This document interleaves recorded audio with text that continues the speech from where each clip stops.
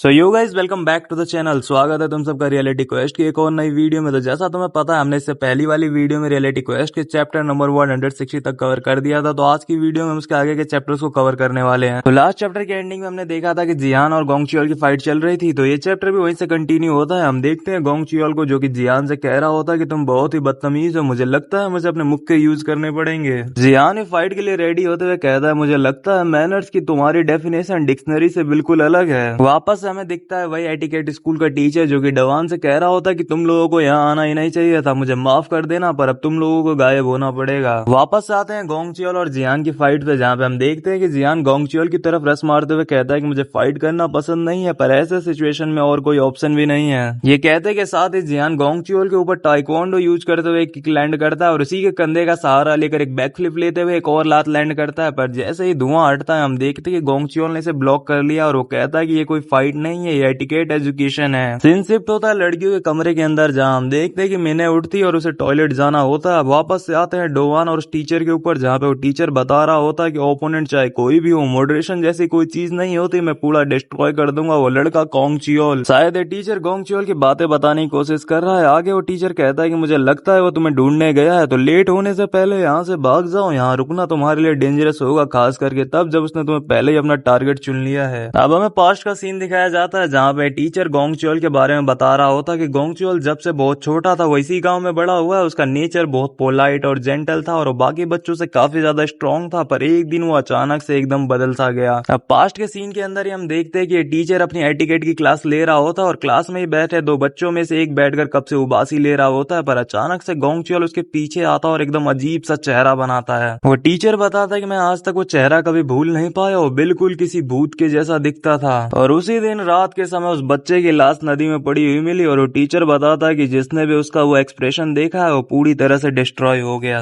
वो टीचर ये लाश देखकर अंदर से एकदम सहम सा गया था। तभी उसके पीछे से गोंगचुओल आता है और कहता है कि आज के बाद से आपकी क्लास में कोई डिस्टर्बेंस नहीं होगा, मैं खुद इन्हें मैनर सिखाऊंगा, समझ गए। अब वापस से आते हैं प्रेजेंट में, जहाँ पे वो टीचर डोवान से कहता है कि आज दोपहर की क्लास में भी उसने सेम वही एक्सप्रेशन तुम लोगों को भी दिखाया, इस बार वो तुम्हें ही टारगेट कर रहा है। तभी अचानक से वहाँ पे वो छोटा कुत्ता आता है और डोवान के आसपास घूमने लग जाता है, जैसे वो उसे कहीं ले जाना चाहता हो। अब वापस से आते हैं गोंगचुओल और जियान की फाइट पे, जहाँ पे जियान बहुत ही गंदी हालत में जमीन पर पड़ा हुआ है और गोंगचुओल उससे पूछता है कैसा लगा, कुछ लेसन सीखा या नहीं। जियान अपने पैरों पे खड़ा होता है और कहता है कि ऑफ कोर्स नहीं, वायलेंस और मैनर्स का आपस में कोई भी लेना देना नहीं है। इतने में गोंगचुओल उसके पीछे से दौड़ते हुए आता है उसे पंच करने के लिए और कहता है कि लेना देना है, तुम्हें बस थोड़ी और पिटाई की जरूरत है। इससे पहले कि गोंगचुओल का पंच जियान के ऊपर लैंड होता, जियान अकेडमी स्टाइल अकाइडो एंटरिंग थ्रो का यूज करके गोंगचुओल को बहुत ही दूर फेंकता है। और ये मूव परफॉर्म करते वक्त जियान बोलता है कि मैं बिलीव नहीं कर सकता कि तुम अपनी किसी ट्विस्टेड बिलीफ के लिए फिस्ट यूज कर रहे हो। गोंगचुओल उड़ता हुआ जाता है और अपने पीछे वाले घर से बहुत ही गंदा टकराता है। जियान कहता है कि जब मैंने तुम्हें पहली बार हिट किया था मैंने तभी नोटिस कर लिया था तुम आम लोगों से काफी अलग हो, तुम्हारे अंदर कुछ अमेजिंग है। और हम देखते कि गोंगचुओल एक घर से टकराने के बाद भी अपने पैरों पे खड़ा है और वो कहता है कि मेरे साथ फाइट करते वक्त भी तुमने अपनी ट्रू पावर छुपा रखी थी। गोंगचुओल जियान की तरफ रस करते हुए कहता है कि फाइट में अपना सब कुछ ना देना ओपोनेंट के लिए पोलाइट नहीं होता।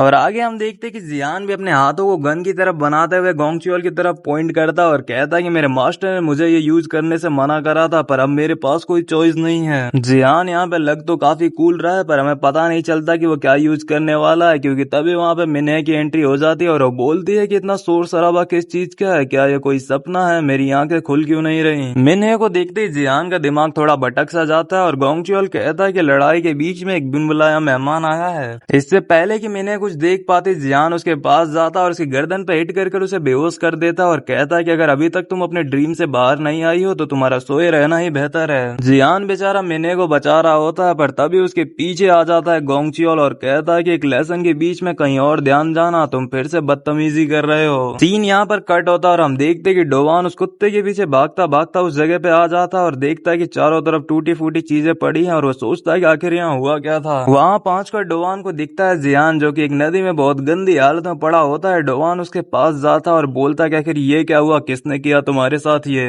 अभी सिस्टम से एक क्वेस्ट आता है जो हमें दिखाया तो नहीं जाता और यहाँ पे डोवान सोचने लग जाता है गोंगचुओल की बातों को जब वो क्लास के अंदर एंटर करा था। और अगर तुमने पिछला वाला वीडियो ध्यान से देखा हो तो वहाँ पे गोंगचुओल ने डोवान के कानों में कुछ तो कहा था जो हमें पहले तो नहीं दिखाया आ गया, पर यहाँ पे रिवील होता है कि उसने डोवान को एक डुएल के लिए इनवाइट करा था, एक ऑफिशियल 1v1 मैच, और गोंगचियोल ने डोवान से कहा था कि मैं वहां तुम्हें पर्सनली मैनर्स सिखाऊंगा। और यहाँ पे डोवान का क्वेस्ट भी रिवील हो जाता है, जो कि था गेट रिड ऑफ द गोंगचियोल। अगले ही पैनल में हम देखते कि गोंगचियोल बैठकर डोवान का इंतजार कर रहा होता है और वो कहता है कि टाइम पर आओ, कम से कम इतनी कोर्टसी तो होनी ही चाहिए। उसी कोर्टसी को मेंटेन करने के लिए मैं इतनी दूर आया था, पर तुम प्रॉमिस टाइम से 10 मिनट लेट हो। और यहाँ पर एंट्री होती है अपने डोवान की, जो दरवाजा तोड़ते हुए अंदर आता है और कहता है कि आओ मुझे भी एक लेसन सिखा कर दिखाओ। वेल, कायदे से हमें इन दोनों की फाइट देखने को मिलनी चाहिए थी, पर सीन शिफ्ट हो जाता है एक सांड के ऊपर, जो बेचारा चेन से बंधा है और भागने की कोशिश कर रहा है, पर उसका दूसरा सिरा जो है किसी बंदे के साथ कनेक्टेड है और वो बंदा पुशअप मार रहा है। अब इस बंदे की स्ट्रेंथ इमेजिन करो कि ये सांड उसे खींच तक नहीं पा रहा 1 इंच भी, और इसके पुशअप 99 होते ही चैन टूट जाती है और वो सांड बेचारा फिकाते हुए दूर तक जाता है। चेन टूटते ही वो बंदा कहता है अगर एक बार और करता ना तो सक्सीड हो जाता, कल फिर से करना पड़ेगा। और रिवील होता है कि ये बंदा है सियो क्यूंग। अगर तुम इसके बारे में नहीं जानते तो मैं तुम्हें याद दिला दूं, ये इकलौता बंदा है जिसने हमारे डोवान को एक 1v1 फाइट में बीट किया है। वैसे तो ये बोंगचियोन डोंग का पुराना रिप्रेजेंटेटिव हुआ करता था, पर फिलहाल के लिए बोर में डोंग का एक मेंबर है, और इसकी ट्रेनिंग कराने वाला बंदा इसके खुद के दादा होते हैं, जो इससे कहते हैं कि आज के लिए इतनी ट्रेनिंग काफी है, तुम अब वापस लौट जाओ। सियो क्यूंग अपने दादा से कहता है कोई बंदा इतना छोटा कैसे हो सकता है, और उसके दादा कहते हैं कि अपने बातें अपने तक ही रखो और वापस सियोल चले जाओ। खैर, तुम्हारी ट्रेनिंग अभी खत्म तो नहीं हुई है, सही बोलूं तो ये एक नेवर एंडिंग ट्रेनिंग है। ग्रेट बॉडी एक ऐसी ब्लेसिंग है जो चूजन फैमिली के जनरेशन से चलती आ रही है, लेकिन सेम ग्रेट बॉडी वाले लोगों के स्ट्रेंथ लेवल अलग हो सकते हैं, डिपेंड करता है कि वो कब एमर्ज हुई और ग्रोथ रेट क्या है। सियो क्यूंग, तुम्हारे जैसे लड़के के लिए ग्रोइंग की पॉसिबिलिटी लगभग इन्फिनाइट है, और मेरा मतलब हाइट से बिल्कुल भी नहीं है। अब वापस से आते हैं गोंगचियोल और डोवान की फाइट पे, जहाँ पे गोंगचियोल कहता है कि मुझे पता था तुम्हारे पास मैनर्स नहीं होंगे, पर इतना बुरा हाल होगा ये नहीं पता था। डोवान गोंगचियोल की तरफ रस करते हुए कहता है कि पीपल, वॉर और अब मैनर्स, तुम सारे पिछले रिप्रेजेंटेटिव के कॉन्सेप्ट अलग ही चल रहे हैं। और ये कहते के साथ ही डोवान गोंगचियोल के ऊपर एक प्रॉपर फैल्कन ड्रॉप दे के मारता है, पर जैसे धुआं हटता है हम देखते हैं कि गोंगचियोल ने इस अटैक को ब्लॉक कर लिया, और वो कहता है कि मैनर्स ना होना तुम्हारी गलती नहीं है, बस तुम्हें प्रॉपर एजुकेशन नहीं मिली है। इसके बाद हमें एक कोड देखने को मिलता है जिसमें लिखा था कि लाइफ की सबसे बड़ी ब्लेसिंग होती है एक ऐसा टीचर मिलना जो तुम्हें मैनर्स सिखाए। और इस कोड के तुरंत बाद ही हम देखते हैं कि गोंगचियोल डोवान की तरफ पंच बनाते हुए कहता है कि अब से हम स्टार्ट करेंगे एटिकेट क्लास, और ये पंच लैंड होता है, पर डोवान इसे बहुत स्मूथली ब्लॉक करते हुए कहता है कि जितना बोलना है बोल लो, क्योंकि मैं तुम्हारी इस बकवास फिलोसफी को तोड़ने वाला हूँ। पर गोंगचियोल रिप्लाई में कहता है लगता है तुमने मुझे गलत समझ लिया है, और वो अपने पंच का प्रेशर बढ़ाते हुए कहता है तुम्हें लगता है तुम मुझसे ज्यादा ताकतवर हो। और इस पॉइंट पे डोवान का सर गोंगचियोल के हाथों में आने वाला है, पर फिर से रियलिटी क्वेस्ट की पुरानी आदत सीन शिफ्ट हो जाता है और हम देखते एक फास्ट का सीन, जहाँ पे हम एक कार को देखते हैं जिसके अंदर कई लोग बैठे होते हैं, जिनमें से एक कहता है तो अच्छा एटिकेट स्कूल, और दूसरा कहता है कि हमको सच में वहां जाना पड़ेगा। और इनके बीच में एक लड़की मौजूद होती है जो बोलती है कि लेट होने से पहले कार को वापस मोड़ लो अंकल। अब इन 3 चूतियों को याद रखने की तुम्हें कोई भी जरूरत नहीं है, क्योंकि आने वाले कुछ चैप्टर्स में वैसे भी खत्म ही होने वाले हैं। तुम बस इस टोपी वाले बंदे को याद रखना जो एकदम चुपचाप बैठा हुआ है। वेल, यहाँ पे रिवील होता है कि इस कार को ड्राइव कर रहा होता है हमारा जिन्हो। जिन्हो कहता है कि सिर्फ स्कूल से सस्पेंड होने की वजह से तुम्हें सीखना नहीं छोड़ना चाहिए, इससे कुछ नया सीखने का चांस समझो। पर इन सब के रिएक्शन से साफ साफ पता चल रहा है कि इन्हें कुछ नया सीखने में बिल्कुल भी दिलचस्पी नहीं है, और ये लोग जिस रास्ते से जा रहे होते हैं उस रास्ते के बीच में एक बहुत ही बड़ा पत्थर पड़ा होता है। जिन्हो कार से उतरता है और कहता है कि अब हमें दूसरा रास्ता लेना पड़ेगा, पर तभी अचानक से एक बंदा आता है और उस पत्थर को धक्का देते हुए साइड कर देता है, और रिवील होता है कि ये बंदा है अपना जवानी का गोंगचियोल। गोंगचियोल कहता है कि तुम लोग सनशाइन शेल्टर से हो ना, यूएरी में वेलकम है, अब से मैं आपको गाइड करूंगा। वापस से आता है डोवान और गोंगचियोल की फाइट पे, जहाँ पे गोंगचियोल का हाथ डोवान के थोबड़े की तरफ जा रहा होता है। गोंगचियोल कहता है कि बचपन से ही मैं अपनी बॉडी को यूज करने में कुछ ज्यादा ही अच्छा हूँ। गोंगचियोल का बढ़ता हुआ हाथ डोवान अपनी किसी सस्ती टेक्निक से रोक देता है, पर गोंगचियोल बोलना बंद नहीं करता। वो कहता है कि जो दूसरों के लिए इम्पॉसिबल है वो मैं इजिली कर सकता हूँ। पर डोवान गोंगचियोल की बातों को सीधा सीधा इग्नोर करके उसके ऊपर मल्टी डिस्ट्रक्शन स्ट्राइक लैंड करता है और लगातार कई सारे पंचेस बरसाता है, पर उसको कुछ फील होता है अजीब सा गोंगचियोल की बॉडी में। डोवान के इतने सारे पंचेस का गोंगचियोल के ऊपर कोई भी असर नहीं पड़ता। गोंगचियोल कहता है कि टाइम के साथ मुझे इसकी वजह से पता चला लोग इसे ग्रेट बॉडी कहते हैं, ये सब बर्थ से ही डिसाइडेड था। तुम जिनकी नॉर्मल बॉडी है बायोलॉजिकली मुझसे नहीं जीत सकते। डोवान कहता है कि मुझे पता है चाहे ग्रेट बॉडी हो या कोई डेंजरस बॉडी, ये सच में अमेजिंग है, पर मेरे पास भी कुछ उतना ही अमेजिंग है। और ये डोवान कहते वक्त उसके पास जो ट्रांसेंडेंस वाली बॉल थी उसको हवा में फेंकता है, और अगर तुम्हें पता उस ट्रांसेंडेंस बॉल का काम यही था कि ये किसी रैंडम स्किल को उसके टॉप लेवल तक पहुंचा देगी। डोवान इस बॉल को हवा में ही तोड़ देता है और सिस्टम से नोटिफिकेशन आता है कि ब्रीड ऑफ ट्रांसेंडेंस डिस्ट्रॉय हो चुका है, प्लेयर की एक रैंडम स्किल को ट्रांसेंड किया जा रहा है। डोवान बोलता है कि मैं तुम्हारी मैनर्स वाली बकवास फिलोसफी और तुम्हारी बॉडी दोनों के टुकड़े टुकड़े कर दूंगा। और इस पॉइंट पर सीन फिर से शिफ्ट हो जाता है और इस बार जाता है सीए के स्नैक बार में, जहाँ पे सियून कह रहा होता है कि फाइनली कंप्लीट हो गया रिबोन सीए स्नैक बार का नया मैस्कॉट। तो भाई साहब अपने सियून ने एक मूर्ति बनाई है और आगे वो कहता है कि ये है डेविड सियून का एक्सट्रीम स्नैकिंग, एक ऐसा मास्टरपीस जो एक्सट्रीम बॉडी के रफ सिलॉट और राइस केक्स के स्मूथ कर्व्स को कॉन्ट्रास्ट करता है। वेल इतना बोलने के बाद भी सी बकचोदी खत्म नहीं होती, आगे कहता है कि मैं इससे सच में बहुत ही ज्यादा सेटिस्फाइड हूँ, दुकान की रिमॉडलिंग बहुत ही अच्छे से चल रही है, बस कुछ दिन और ही लगने वाले हैं। तभी वहां पे एंट्री होती है सियोक यूंग की, जो एंट्री के साथ ही कहता है कि ये पुराना इंटीरियर क्या है, वाइब अगर मॉडर्न चिक है तो इसमें थोड़ा मूड होना चाहिए ना, तुम्हारा एस्थेटिक सेंस इतना गंदा क्यों है। सियून कहता है कि तुझे पता है ना ये स्नैक बार है, फॉरगेट अबाउट मॉडर्न चिक, तुम्हें ट्योकबोकी से आयरन और लेदर का टेस्ट आएगा। सियोक यूंग रिप्लाई में कहता है जब तुझे पता है कि ये स्नैक बार है तो क्या तो उसे एपेटाइट सप्रेसर के तौर पर यहाँ रख रहा है। और अपना सियून ठहरा मंद बुद्धि, वो पूछता है कि एपेटाइट से क्या मतलब है तेरा, और सियोक यूंग कहता है कि ध्यान मत दे उस पे, मुझे तुझ जैसे स्मॉल फ्राइज में कोई भी इंटरेस्ट नहीं है। हार्डोवान कहाँ है। वापस से आते हैं गोंगच्योल और हार्डोवान पे, जहाँ पे हार्डोवान सीधे सीधे गोंगच्योल को धमकी दे रहा होता है कि मैं तुझे और तेरी फिलोसफी को टुकड़ों टुकड़ों में तोड़ दूंगा। गोंगच्योल डोवान की तरफ रस करते हुए कहता है कि अनफॉर्चुनेटली ये पॉसिबल नहीं है, और अपनी कई सारे स्किल में से डोवान ट्रांसेंडेंस के लिए ब्लाइंड स्पॉट स्ट्राइक को चूज करता है। अब काफी सारी ट्रांसलेशन में तुम्हें ये गैप जैप के नाम से देखने को मिलेगा, तो उस चीज के ऊपर इतना ध्यान मत देना। अब जैसा तुमने देखा था कि गोंगच्योल डोवान की तरफ दौड़ते हुए आ रहा होता है, तो यहाँ पे डोवान भी अपना ब्लाइंड स्पॉट स्ट्राइक यूज करते हुए गोंगच्योल की छाती पर अटैक करता है। अब इस अटैक का इम्पैक्ट क्या था ये तो हमें अगले पैनल में देखने को मिलेगा, पर यहीं पे हमें एक नोटिफिकेशन देखने को मिलता है कि मेक ए ब्लाइंड स्पॉट, मतलब गोंगच्योल की बॉडी पे कोई एक ऐसा स्पॉट बन जाएगा जिस पर अगर डोवान अटैक करे तो गोंगच्योल को बहुत गंदा इम्पैक्ट पड़ेगा। पर फिलहाल के लिए डोवान की इस अटैक का गोंगच्योल के ऊपर कोई घंटा भी फर्क नहीं पड़ता। गोंगच्योल कहता है मैं तो बेवजह ही ज्यादा सोच रहा था, मैं तो हिला तक नहीं।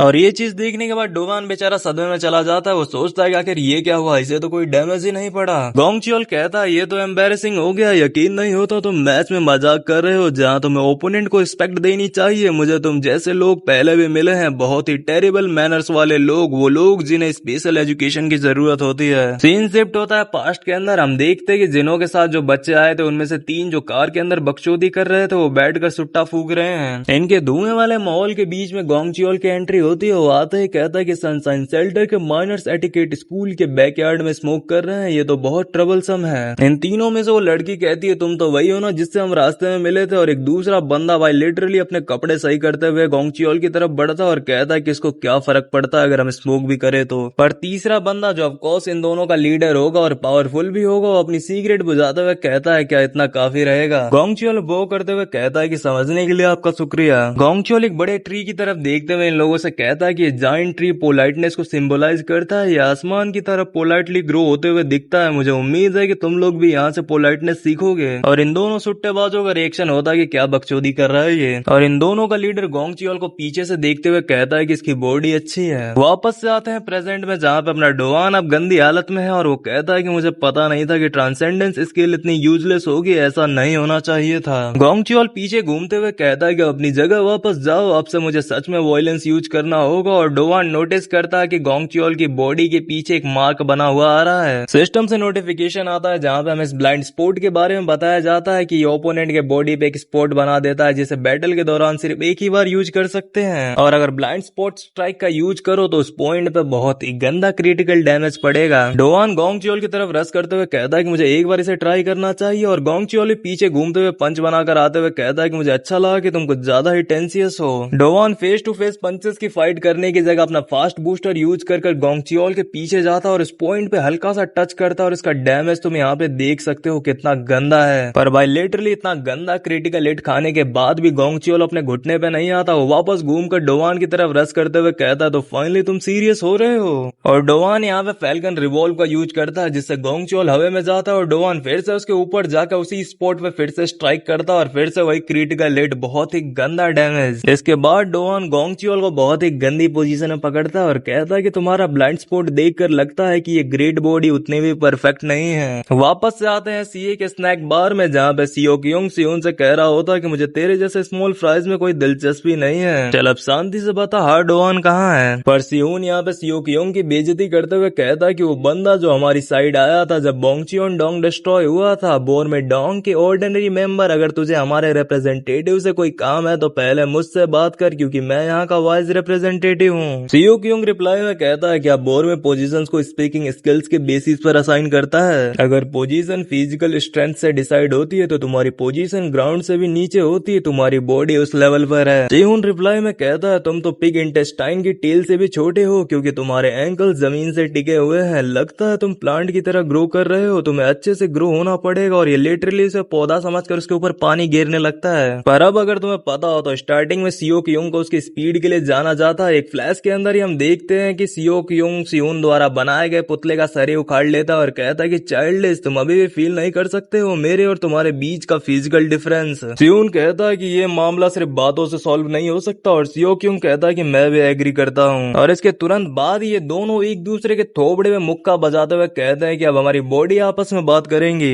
और यहाँ पे हमें ये भी दिखाया जाता है कि अपने सियोन के पास है एक्सट्रीम बॉडी, वहीं दूसरी तरफ सियोक्योंग के पास है द ग्रेट बॉडी।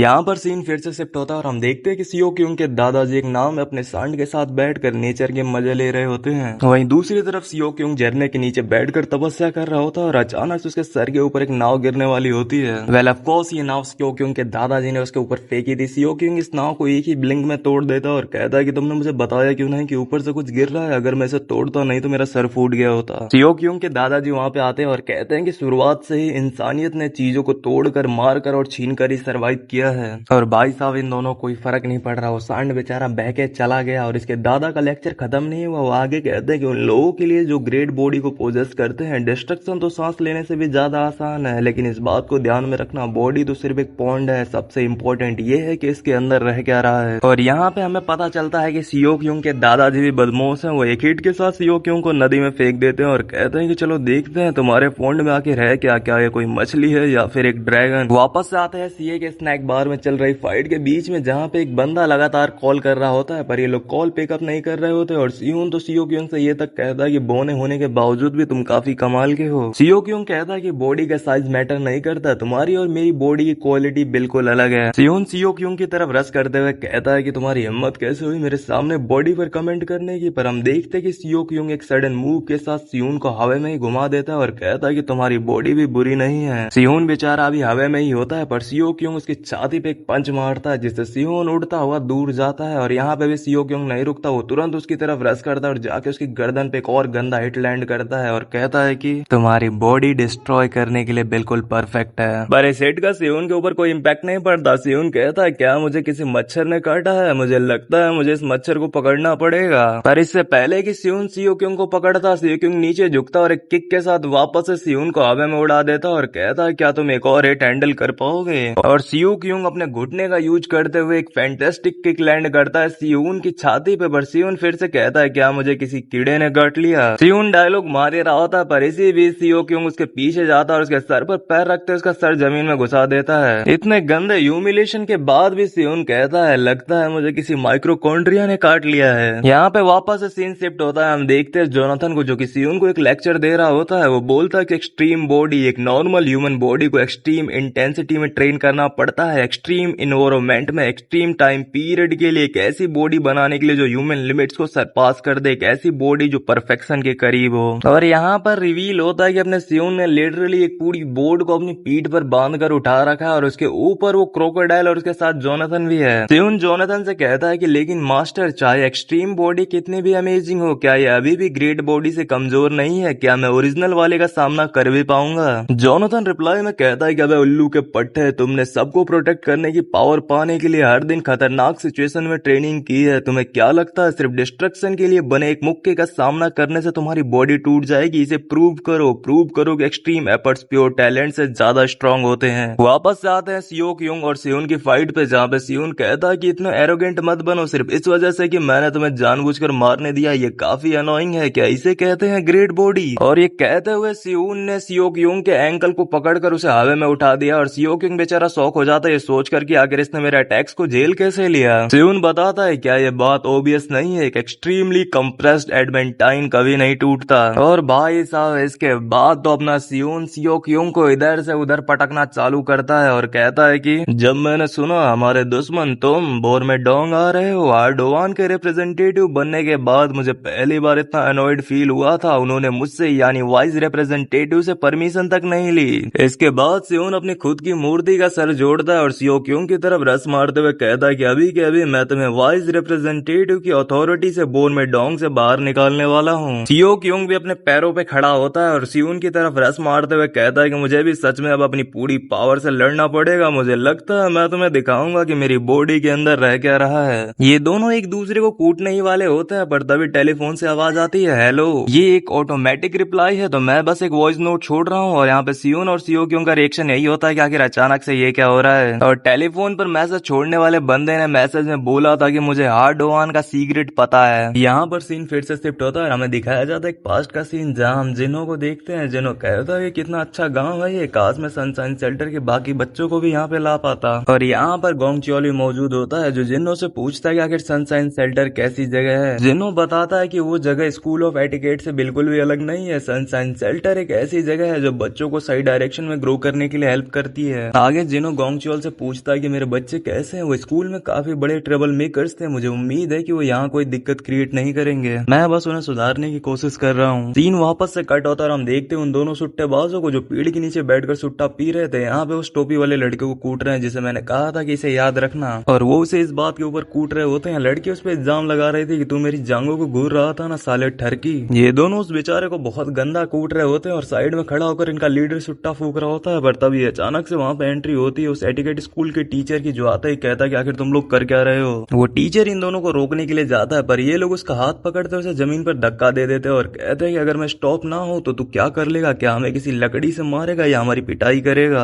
अब वापस से आते हैं गोंग च्योल और डोवान की फाइट पे, जहाँ पे डोवान पागलों की तरह खुश हो रहा था क्योंकि उसे एक वीक स्पॉट मिल गया था और वो वापस से अटैक करने जाता है। पर गोंग च्योल इस बार अपनी बॉडी थोड़ी साइड कर लेता है जिस वजह से वो अटैक सेम स्पॉट पे लैंड नहीं होता। गोंग च्योल हंसते हुए घूमता है और कहता है कि तुम्हारे अटैक्स कंटिन्यूसली एक ही स्पॉट को एम कर रहे हैं। डोवान अभी मन में सोच ही रहा होता है कि इसने इम्पैक्ट के पॉइंट को प्रेडिक्ट किया और अपनी बॉडी को ट्विस्ट कर लिया, पर इतने में उसके ऊपर पड़ता है एक पंच जिससे वो उड़ते हुए दूर जाता है और इसके तुरंत बाद ही दोनों एक दूसरे के ऊपर फिर से एक अटैक लैंड करते हैं जिसका इम्पैक्ट बहुत ही ज्यादा होता है। पर इसी बीच हम देखते हैं कि डोवान गोंग च्योल के पीछे चला जाता है उस पर अटैक करने के लिए, पर इस वक्त गोंग च्योल भी थोड़ा स्मार्ट है। वो अपनी लात से बिना देखे पीछे किक कर देता है और कहता है कि अपने ओपोनेंट के वीक स्पॉट पर बार बार एम करना अच्छी बात नहीं होती। और इस वक्त डोवान के थोबड़े पे एक गंदा पंच पड़ने वाला होता है पर नसीब से वो इस पंच को डॉज कर लेता है, पर उसके पैरों के नीचे तकिए जैसी कोई चीज आ जाती है और वो फिसल जाता है बेचारा। गोंग च्योल उसे फिर से पंच करने वाला होता है और कहता है कि आखिरकार एक गलती मिल गई, पर नसीब से डोवान इसे भी डॉज कर लेता है। फिर उस अटैक का इम्पैक्ट भाई हद से ज्यादा था, पीछे वाली दीवार टूट जाती है इससे। डोवान मन में ही सोचता है कि अभी थोड़ी देर पहले तो इसकी डिस्ट्रक्टिव पावर इतनी हाई नहीं थी, अब ये मत कहना कि अभी तक अपनी पूरी पावर यूज भी नहीं कर रहा था। वेल जहाँ पे डोवान की इस वक्त बहुत गंदी फटी पड़ी है वहीं पे गोंग च्योल हंसते हुए कहता है कि अरे यार ये तो दिक्कत हो गई, अब मैं मास्टर को क्या जवाब दूंगा, मुझे नहीं लगा था ये इतनी चीजें टूट जाएंगी। वो छोटा कुत्ता जो डोवान से कुछ ज्यादा ही चिपक रहा था वो दरवाजे के पास जाकर फाइट को देखने की कोशिश करता है, पर तभी दूसरी तरफ से दीवार तोड़ते हुए अपना डोवान बाहर आता है बहुत गंदी हालत में। उसी टूटी हुई जगह से गोंग च्योल कूल सी एंट्री लेते हुए कहता है कि अब ज्यादा टाइम नहीं लगेगा, वो मोमेंट आने ही वाला है जब तुम फाइनली थोड़े मैनर्स सीख जाओगे। अब वापस से आते हैं पास्ट में जहाँ पे सुट्टेबाज उस टीचर को भी ह्यूमिलेट कर रहे होते हैं, पर इनका लीडर वहाँ पे आता है और इस बंदे के गाल पे एक जोर सा थप्पड़ जड़ते हुए कहता है कि एकदम से रुक जाओ और इससे माफी मांगो।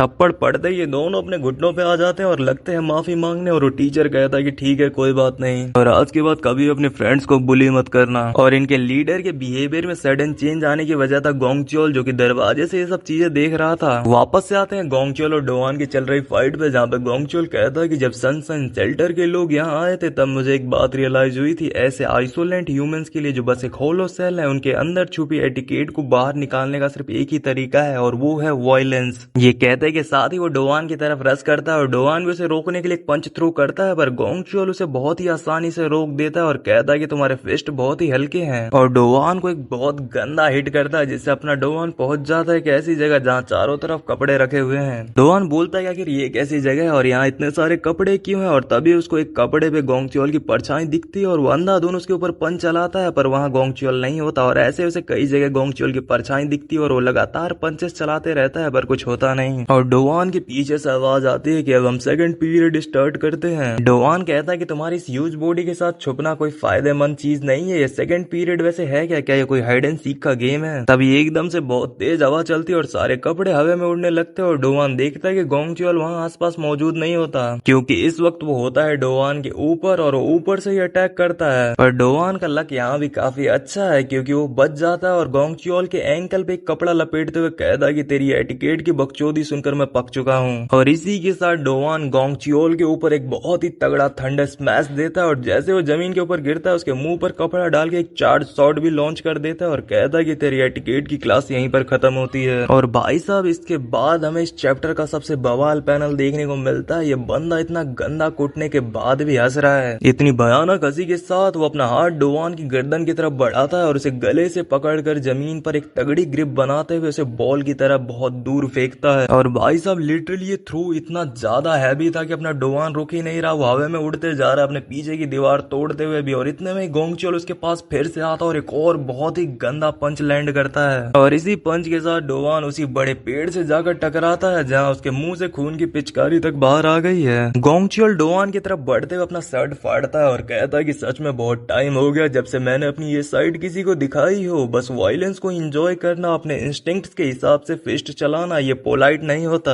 और यहाँ पर एक और क्रेजी चीज रिवील होती है। हम देखते कि गोंगचुअल की पीठ पर जो वाइटल मार्क बना हुआ था वो उसे भी कवर कर लेता है अपनी बैक से। और गोंगचुअल की बात यहाँ भी खत्म नहीं हुई है। वो कहता है कि लेकिन मैं भी आखिरकार एक इंसान ही हूँ, तो कभी कभी ये बस बाहर आ जाता है, एक अनबियरेबल इम्पल्स। और इस पॉइंट पे बंदा किसी दरिंदे से कम नहीं लग रहा। पर तभी हम देखते हैं कि गोंगचुअल के पैरों के पास वो छोटा सा पपी आ जाता है उसे रोकने के लिए। वापस आते हैं पास्ट के अंदर जहाँ पे हम देखते हैं कि जिन्हों इन तीनों सुट्टेबाजों से कह रहा होता है कि क्या ये बात सच है, एटिकेट स्कूल के बैकयार्ड में स्मोकिंग करना, मास्टर को थ्रेटन करना और इतनी छोटी एज में अपने दोस्त को बुली करना। ये दोनों रिप्लाई में कह रहे होते हैं कि नहीं ऐसा कुछ नहीं है, पर इनका लीडर बीच में ये रोकता है और कहता है कि मुझे माफ करना मिस्टर, आगे से हम ऐसी गलती कभी नहीं करेंगे। और यहाँ पे भी गोंगचुअल इन लोगों को देख ही रहा होता है और तभी हम देखते कि वो छोटा पपी जो डोवान की जान बचाने के लिए करंट टाइम में गोंगचुअल के पैरों को पकड़ रहा था, वो यहाँ पे भी गोंगचुअल के पैरों को पकड़ा हुआ है। अब वापस से आते हैं प्रेजेंट में जहाँ पे हमारा डोवान सोच ही रहा होता है कि गोंगचुअल की फिजिकल एबिलिटीज मेरे से बिल्कुल अलग ही लेवल पर है और अगर मेरी करंट की सिचुएशन देखो तो वो कुछ ज्यादा ही खराब है, यहाँ तक कि मैं एक उंगली तक नहीं उठा पा रहा। ऐसे तो मैं फाइट कभी भी नहीं जीत सकता। और अभी डोवान जिस बड़े पेड़ के सहारे पड़ा हुआ था उसे देखते हुए गोंगचुअल कहता है कि इस पेड़ के बारे में भी एक इंटरेस्टिंग स्टोरी है। हेवन को मॉक करने के लिए एक ट्री ग्रो होने लगा, अपनी ब्रांचेस को full out of shape twist करते हुए हेवंस उसकी इस आइसोलेंट डिस्प्ले को देखकर फ्यूरियस हो गए और एंड में एक लाइटनिंग बोल्ट नीचे भेजा। तभी इस ट्री को अपनी मिस्टेक का पता चला और उसने अपनी ब्रांचेस को स्ट्रेट करके हेवंस को रिस्पेक्ट दिखाई, जैसा कि एक्सपेक्टेड था उन लोगों के लिए जिनके पास कोर्ट्स ही नहीं है, वायलेंस एक नेसेसिटी है। वो छोटा कुत्ता गोंगचुअल को रोकने की कोशिश करता है। गोंगचुअल उसकी तरफ देखता है और कहता है कि मुझे ऐसा मत कहना कि तुम मुझे रोकने की कोशिश कर रहे हो। वापस आते हैं पास्ट के अंदर जहाँ उन तीनों सुट्टेबाजों में से एक घर के आसपास तेल गिरा रहा होता है और वो कहता है कि ये वही जगह है ना जहाँ वो शॉर्ट हेयर वाला बड़ा बंदा रहता है। वो लड़की कहती है स्मेल तो तेल की, आखिर ये चीज तुम्हें मिली कहाँ से? और वो लड़का बताता है कि नेबर के घर से चोरी कर लिया। और क्या, ऑयल गिराते हुए भी ये बंदा एक बार को अपने लीडर से कंफर्म करने के लिए पूछता है क्या सच में हम ऐसा कर रहे हैं? अगर घर के अंदर कोई हुआ तो आग लगाना कुछ ज्यादा नहीं हो जाएगा? इनका लीडर यहाँ भी सुट्टा फूक रहा है। वो कहता है कि वो एक हिपोक्राइट है जो मैनर्स की बातें करते रहता है पर पीछे से लोगों की चुगली करता है, मैं उसे पसंद नहीं करता। लेकिन वो दूसरा बंदा कहता है फिर भी ये आग लगाना कुछ ज्यादा ही हो जाएगा। पर इनका लीडर कहता है कि तुम किस बात की टेंशन ले रहे हो, तुम्हें तो बस तेल ही डालना है। और वो टोपी वाला बंदा जिसे सब मिलकर बुली कर रहे थे वो उसके कंधे पर हाथ रखता है और कहता है कि जो आग लगाएगा वो ये बंदा है, तुम बस सब चीजों का ब्लेम अपने सर पर लोगे, तुम इतना कर सकते हो है ना? वो टोपी वाला बंदा हाथ में लाइटर लेकर कांपते हुए कुछ बोलने की कोशिश कर रहा होता है पर तभी पीछे से गोंगचुअल आता है और उस लाइटर को बुझाते हुए कहता है कि आखिर तुम लोग करना क्या चाह रहे हो? किसी और की प्रॉपर्टी पर टेरा पास करना और डिस्टर्बेंस क्रिएट करना एटिकेट के खिलाफ है। इन सुट्टेबाजों का लीडर आगे आते हुए कहता है कि जैसा मैंने कहा मैं तुझे बिल्कुल भी पसंद नहीं करता। और ये अपनी शर्ट फाड़ते हुए कहता है कि यहाँ जो अभी होने वाला है वहाँ जिनों से सीक्रेट रखना। और जितनी एड से इसने अपनी शर्ट फाड़ी थी मुझे लगा था ये कुछ बड़ा करेगा, पर हम देखते हैं कि अचानक से गोंगचुअल इसके मुंह पर एक रैप्टा घुमा कर देता और ये बंदा एक ही शॉट में नॉकआउट हो जाता है। वेल ऑफ कोर्स ये कोई रैप्टा नहीं था, ये कुछ और था, बस मैंने रैप्टा इसलिए कहा क्योंकि अच्छा लग रहा था। और इनके लीडर को नॉकआउट करने के बाद गोंगचुअल कहता है कि जिन लोगों में मैनर्स नहीं होते उनके लिए ये मेथड सबसे ज्यादा इफेक्टिव है। और इसके बाद ये उन दो चमचों को भी मारने जाता है और कहता है कि यही रूल तुम लोगों पर भी अप्लाई होता है। पर इस बार गोंगचुअल को रोकने के लिए हमारे उस पुराने पपी की माँ आती है, पर गोंगचुअल भाई साहब यहाँ पे उस पर एक लात मारते हुए कहता है कि अकेडमी के अंदर 3 साल रहने के बाद भी तुमने कोई मैनर्स नहीं सीखे।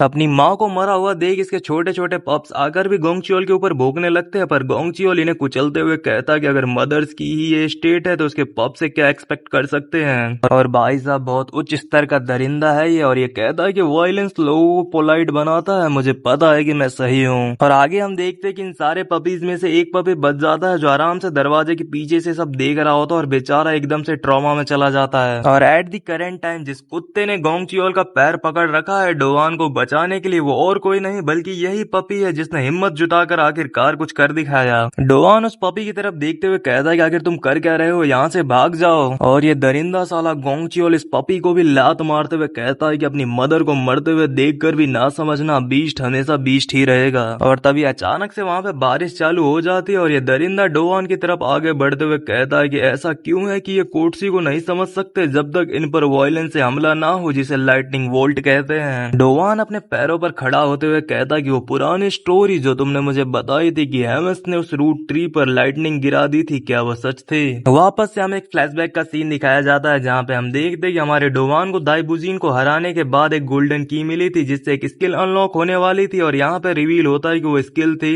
इंडोमिटेबल विल, जिसका मतलब है तुम्हें अपने ऊपर इमेजरेबल डैमेज लेना पड़ेगा और उस डैमेज को तुम अपनी एनर्जी के तौर पर यूज कर सकते हो। वापस से आते हैं प्रेजेंट में जहाँ पे डोवान कह रहा होता है तो आखिरकार ये सब सच था क्या, मुझे इस बारे में खुश होना चाहिए। और यहाँ पे सिस्टम से एक वार्निंग आती है कि प्लेयर इस वक्त एक हाईली रिस्की एरिया में है। गोंगचियोल डोवान से कहता है कि आखिर तो अपने आप में ही क्या बड़बड़ाया जा रहा है। और तभी अचानक से आसमान से उस बड़े से पेड़ के ऊपर बिजली गिरती है, और भाई साहब कितना ब्यूटीफुल पैनल है ये। वेल इस बिजली की वजह से डोवान पर कोई असर नहीं पड़ा और गोंगचियोल उसकी तरफ रस मारते हुए कहता है कि हेवन कितना क्रूएल हो सकता है। गोंगचियोल का अटैक लैंड होता है पर डोवान उसे ब्लॉक कर लेता है और कहता है कि और तुम यहाँ मैनर्स की बड़ी बड़ी बातें कर रहे हो जबकि असलियत में तुम्हें में मैनर्स की कमी है। इस पावर के साथ मुझे लग रहा है कि मुझे तुम्हारे अंदर की सारी चर्बी बाहर निकालनी पड़ेगी। सिस्टम से नोटिफिकेशन आता है कि एनर्जी हैज बीन एक्यूमुलेटेड। डोवान गोंगचियोल के घुटने पे एक लात मारता है जिससे गोंगचियोल अपने घुटनों पर आ जाता है और डोवान कहता है क्या ये सच है कि वायलेंस मैनर सिखाता है, देखो तुम पहले से ही अपने घुटनों पर आ गए। गोंगचियोल डोवान की तरफ पंच थ्रो करते हुए कहता है कि आखिर तुम्हारे पास अभी भी एनर्जी कैसे बची हुई है, पर डोवान का ही पंच उसके मुंह पर पड़ता है और उसका एक दांत बाहर आ जाता है। इसके बाद डोवान मल्टी स्ट्राइक डिस्ट्रक्शन का यूज करके लगातार कई सारे पंचेस बरसाता है गोंगचियोल के ऊपर और कहता है तुम तो अपनी वेस्ट से बो भी कर रहे हो। और ये कहते के साथ ही वो गोंगचियोल के थोबड़े पे एक बहुत गंदी लात मारता है जिससे गोंगचियोल उड़ता हुआ काफी दूर जाता है। डोवान यहाँ पे भी नहीं रुकता, वो गोंगचियोल की तरफ रस करते हुए कहता है कि और कितना अच्छा बनने वाले हो तुम।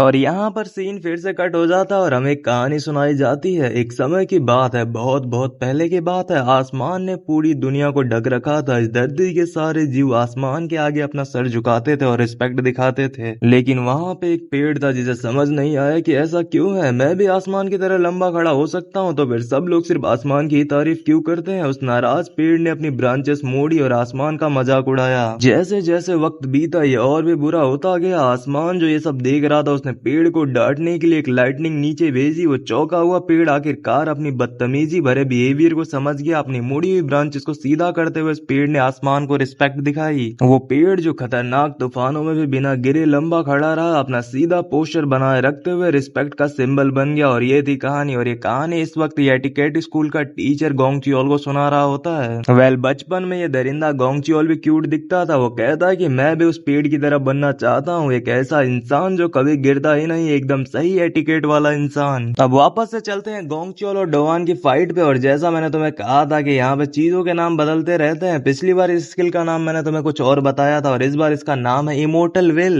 खैर नाम में क्या रखा है, काम पे ध्यान दो। सिस्टम से नोटिफिकेशन आता है कि यूजिंग एक्यूमुलेटेड एनर्जी, और डोवान एक पंच बनाते हुए गोंगचियोल की छाती पे धर देता है। वेल देखने से लग तो ये रहा था कि अटैक काफी अच्छा लैंड हुआ है, पर हम देखते हैं कि गोंगचियोल ने डोवान के हाथों को पकड़ लिया और वो कहता है कि मैं बचपन से ही इसको एडमायर करता आया हूँ, एक ऐसा इंसान जो गिरता नहीं, एक सीधा एटिकेट वाला इंसान। गोंगचियोल डोवान के हाथ को पकड़ते हुए हवा में उठा देता है उसको और कहता है कि और इसके अलावा मैंने बहुत से लोगों की मदद करने की कोशिश की है, ये रियलाइज करने में कि सच्ची रिस्पेक्ट क्या होती है। गोंगचियोल के इस भाषण के बीच में ही डोवान उसके मुंह पर फिर से लात मारता है, पर गोंगचियोल हंसते हुए कहता है कि बिल्कुल इस लाइटनिंग स्ट्राइक्स की तरह। अब सीन वापस से शिफ्ट होता है और इस बार होता है सिलिम डोंग के ऊपर, जहां हम देखते हैं यूनसियोंग को जो सिलिम डोंग के एक मेंबर से कह रहा होता है कि तुमने सिन सिनवोजू पर से नजर हटा दी या उसको खो दिया। और वो मेंबर डरते हुए कहता है कि मैं माफी चाहता हूँ, पिछली बार हमारे वॉचर्स के मारे जाने के बाद हमने अपनी डिस्टेंस बनाए रखी थी ताकि उस कमीने की नजर ना आए हम पे। तभी उसके पीछे से गिजिन आता है और कहता है कि खैर इतना घटिया नजारा देखने के बाद मैं समझ सकता हूँ कि तुम क्यों डर गए। मैंने सुना है कि गोंगचियोल हर डोवान से लड़ रहा है, सही कहा ना? और उन दोनों को एक दूसरे से टकराने के लिए यही जगह मिली थी क्या? और सब लोगों में से उसका ओपोनेंट गोंगचियोल ही होना था। युनसियोंग कहता है कि गोंगचियोल एक स्पेशल केस है, उस बंदे के लिए लड़ना इससे ज्यादा और कुछ नहीं है, बस उसके एटिकेट लेसन का एक हिस्सा है। किजिन बोलता है कि डोवान उस नीले बालों वाले लड़के के खिलाफ बराबरी पर था और जब वो दाइबोजिन से भिड़ा था तब भी वो वैसा ही था, है ना? लेकिन वो कमीना गोंगचियोल सच में अपने ओपोनेंट्स को हराने की कोशिश नहीं करता, लेकिन जिस पल वो अपना असली रूप दिखाता है ये अब कोई लेसन नहीं रहता बल्कि एक वन साइडेड पिटाई बनकर रह जाता है। ये शर्म की बात है, पर डोवान अभी उसके आगे कुछ भी नहीं है। युनसियोंग कहता है कि गोंगचियोल का सामना ब्रूट फोर्स से करने के लिए अभी बहुत जल्दी है। वापस से आते हैं गोंगचियोल और डोवान की फाइट पे, जहाँ पे गोंगचियोल कह रहा होता है कि अब से मैं अपने दिल की तसल्ली तक तुम्हें मार कर नीचे गिराऊंगा उस बेरहम वायलेंस के साथ जिसे लाइटनिंग कहते हैं। इतने में ही गोंगचियोल के थोबड़े पर फिर से एक पंच पड़ता है और गोंगचियोल को अपनी पुरानी यादें याद आने लगती है और डोवान कहता है कि मैं देख सकता हूँ तो अभी भी वही बकचोदी करे जा रहा है। और यहाँ पे जैसे जैसे डोवान गोंगचियोल को कूट रहा होता है, गोंगचियोल को अपनी पुरानी मेमोरीज याद आ रही होती है एक एक करके। हम देखते हैं कि गोंगचियोल के दिमाग में एक चीज होती है कि आखिर वो लोगों को एटिकेट कैसे सिखा सकता है, और तभी उसे वो सुट्टेबाज दिख जाता है जो अपने साथी को थप्पड़ मार के एटिकेट सिखा रहा होता है। और वहां से गोंगचियोल ने ये चीज उठा ली कि एटिकेट वायलेंस से ही सिखाया जाता है। डोवान इस वक्त गोंगचियोल को बहुत ही गंदा कूट रहा होता है, पर उसके दिमाग में यही चीज चल रही होती है कि आसमान से आई वो बिजली जिसने पेड़ को पोलाइट बनाया उसका मतलब वायलेंस को सिंबलाइज करना था। गोंगचियोल डोवान की तरफ दौड़ते हुए जाता है और डोवान फिर से उसके मुंह पे एक लात जड़कर देता है और फिर से उसके दिमाग में यही आता है, वायलेंस वायलेंस वायलेंस और सिर्फ वायलेंस ही। वेल, क्या तुम्हें ये केजीएफ के डायलॉग जैसा नहीं लग रहा थोड़ा थोड़ा? खैर, डोवान ने इस वक्त गोंगचियोल को इतना गंदा कूटा है कि उस बेचारे का थोबड़ा तक सूज चुका है और इस पॉइंट पे गोंगचियोल भी उसी बड़े पेड़ के नीचे बहुत गंदी हालत में पड़ा हुआ है। और डोवान उससे पूछता है कि क्या तुम्हें सच में ऐसा लगता है अभी इस वक्त जब तुम बिजली से बुरी तरह पिट रहे हो, तुम्हें क्या रियलाइज हो रहा है? डोवान फिर से गोंगचियोल को पंच करने वाला होता है और तभी हमें फिर से एक ब्यूटीफुल सा पैनल देखने को मिलता है। भाई कितना बैडेस पैनल है ये। और इसी पंच के साथ वो पेड़ टूट जाता है और हमारे गोंगचियोल भैया अब नहीं रहे। और इसके बाद सिस्टम से नोटिफिकेशन आता है कि एक्यूमुलेटेड एनर्जी खत्म हो गई है। और अगर यही एनर्जी 5 मिनट पहले खत्म हो गई होती तो हमारा डोवान खत्म हो जाता। मतलब इस बंदे का लक कुछ ज्यादा ही हाई फाई है। डोवान गोंगचियोल की बेइज्जती करते हुए कहता है, तुमने कहा था तुम गिरते नहीं, इससे क्या मतलब था तुम्हारा? तुम तो बिल्कुल ठीक से गिर रहे हो। सिस्टम से नोटिफिकेशन आता है कि क्वेस्ट कंप्लीट हो गया। और वहीं दूसरी तरफ हम एक पेड़ के पास एक बंदे को देखते हैं और ये बंदा होता है सिनवोजू, जो कहता है कि आखिरकार तुम्हें खोज ही लिया डोवान। तो भाई लोग, इसी के साथ ये वीडियो यहीं पे खत्म होता है। मैं मानता हूँ कि ये वीडियो काफी ज्यादा लेट आ रही है, पर मेरी भी कुछ दिक्कतें चल रही थी तो माफ कर देना उस चीज के लिए। तो मिलते हैं रियलिटी क्वेस्ट की नई वीडियो में, तब तक के लिए बाय बाय। वेल, मैंने नोटिस किया कि तुम लोगों में से कुछ लोग अभी रिसेंट चैप्टर्स पे हैं। अगर तुम चाहते हो कि मैं रिसेंट चैप्टर को भी साथ ही साथ कवर करता रहूं तो कमेंट में बता देना।